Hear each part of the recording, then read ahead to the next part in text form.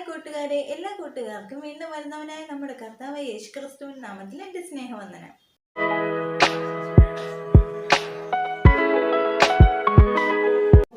ഉൽപ്പത്തി പുസ്തകം 12-ാം അധ്യായത്തിൽ നിന്ന് ചോദിക്കാവുന്ന ചോദ്യങ്ങളും ഉത്തരങ്ങളും.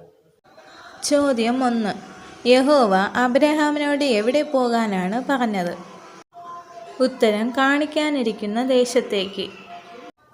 അടുത്ത ചോദ്യം: അബ്രഹാമിനെ ശപിക്കുന്നവനെ ആരാണ് ശപിക്കുന്നത്? ഉത്തരം: യഹോവ. അടുത്ത ചോദ്യം: നിന്റെ പേർ വലുതാക്കുമെന്ന് യഹോവ ആരോടാണ് പറഞ്ഞത്? ഉത്തരം: അബ്രഹാമിനോട്. അടുത്ത ചോദ്യം: ഹാരാനിൽ നിന്ന് പുറപ്പെടുമ്പോൾ അബ്രഹാമിൻ്റെ വയസ്സ് എത്ര? ഉത്തരം: 75. അടുത്ത ചോദ്യം: അബ്രഹാമിന് ഏതു ദേശം കൊടുക്കാമെന്നാണ് യഹോവ പറഞ്ഞത്? ഉത്തരം: കനാൻ ദേശം.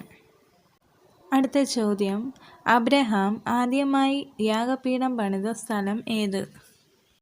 ഉത്തരം: ബേഥേൽ. അടുത്ത ചോദ്യം: സൗന്ദര്യമുള്ള സ്ത്രീ എന്ന് ആദ്യം വിളിക്കപ്പെട്ടവൾ ആര്? ഉത്തരം: സാറായി. അടുത്ത ചോദ്യം: ഭാര്യയെ സഹോദരിയെന്ന് പറയാൻ നിർബന്ധിതനായ ഭർത്താവ് ആര്? ഉത്തരം: അബ്രഹാം.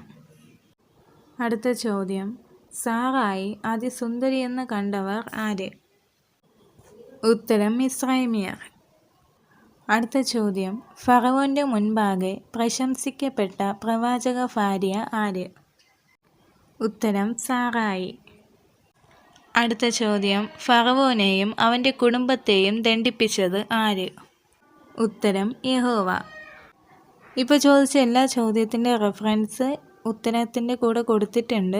അപ്പോൾ നിങ്ങൾക്ക് ആർക്കെങ്കിലും എന്തെങ്കിലും സംശയങ്ങളുണ്ടെന്നുണ്ടെങ്കിൽ നിങ്ങൾക്ക് ബൈബിൾ നോക്കി റെഫർ ചെയ്യാവുന്നതാണ്.